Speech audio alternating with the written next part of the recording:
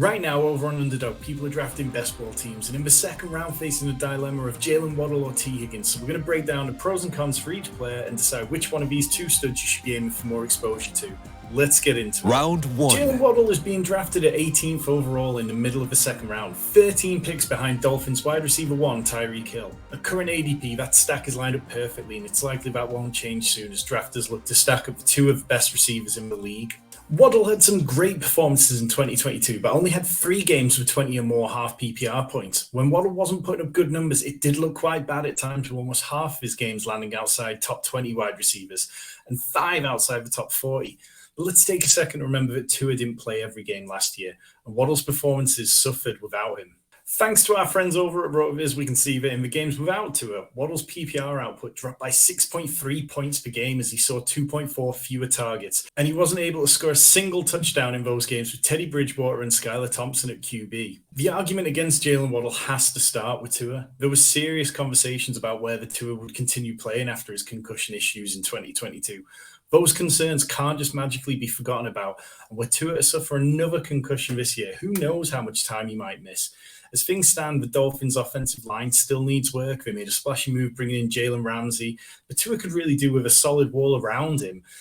And the running backs, Raheem Mostert and Jeff Wilson, they've both been re-signed. And they're fine options, but they're not incredible options to take huge amounts of pressure off Tua. While you're here, drop us a like and subscribe. We have so much best ball content coming your way this offseason, not to mention all the incredible dynasty and rookie work that Rich is doing right now. Round two. On the other side of this battle, we have Tee Higgins being drafted 2 spots later than Jaylen Waddle. Higgins, like Waddle, is lined up perfectly for a 1-2 start with Jamar Chase, allowing you to easily stack the Bengals' most prominent weapons.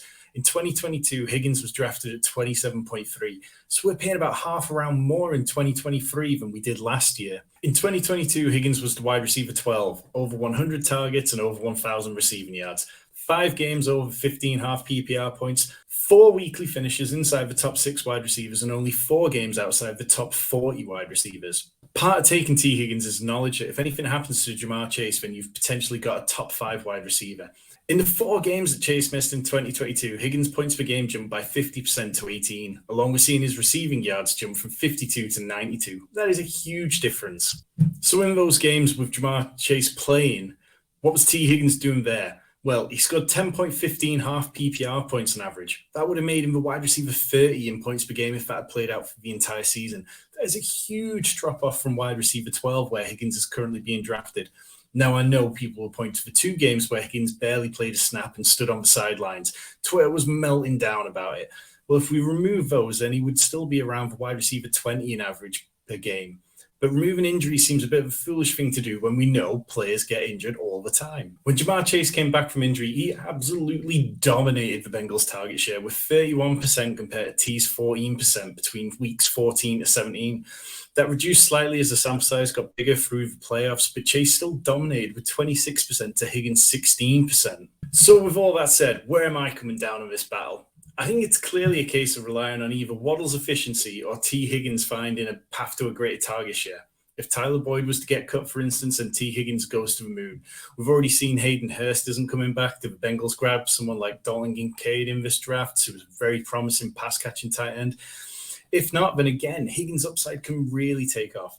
With Waddle, we're hoping that Tua can stay healthy and he replicates that incredible efficiency of last year. But the Dolphins have hedged as well, though. They brought in Mike White, who was absolutely an upgrade over Skylar Thompson and Teddy Bridgewater. For that reason, I'm leaning towards Jaylen Waddle. Winner! Don't get me wrong, I want exposure to both because of their upside cases, which are huge for both players. But I'm drafting hundreds of best ball teams, and for every 10% Tee Higgins I get, I want 13% Jaylen Waddle. For every 15% Tee Higgins, 20% Waddle, etc. And for what it's worth, I'd rather either of these compared to the expensive round 2 quarterbacks, Josh Allen, Patrick Mahomes, and Jalen Hurts. Stack Waddle and Tyreek Hill, stack Tee Higgins and Jamar Chase, and wait for their quarterbacks instead. That was your latest best ball ADP battle. I will be back soon with another. Hit the like and subscribe buttons.